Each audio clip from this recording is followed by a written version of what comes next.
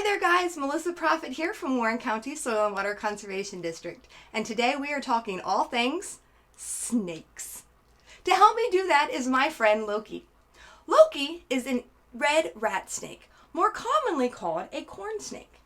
Now most red rat snakes are indeed red in color, but Loki here is a gray melanistic color phase, meaning that his scales, or these body coverings here that snakes have this gray and black pigment or color. Now looking at the snake in my hand, it almost looks like he's turning himself into a pretzel, doesn't it? Which makes some people think that, hey, maybe snakes do not have bones. But in fact, they have all of this flexibility because they only have three main bones. The skull bone in their head, a long backbone, just like we do, making them a vertebrate, and they have multiple ribs along that spine, which allows them to be very flexible. Now, as you can see him moving along my arm, he's engaging many muscles in his body. These muscles he will use to constrict or squeeze his prey, his food. When you think about snakes, you can categorize them as either venomous or non-venomous. Here in Ohio, we have over 30 snakes, and most of them are non-venomous, or known as constrictors. They hug their food before they swallow it whole. Do you see him flicking his tongue out? What does a snake do with their tongue? Believe it or not, he's actually smelling.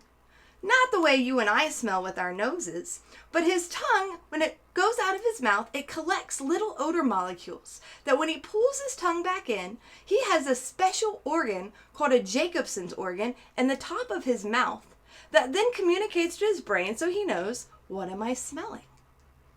Now, sometimes people ask me, do snake jaws unhinge because they can open their mouths very wide? But in fact, the jaw of a snake works kind of like a rubber band, and it's able to stretch open very far. This allows the snake to not only swallow their food whole, but it allows them to eat something on average about twice the size of the widest part of their own body, which on this guy is about this far. If we look at the eye of the snake, you'll notice that he never closes his eyes because he does not have an eyelid like you or I do. Instead, he has a special scale called a spectacle that covers his eye and works like a goggle to protect his eye.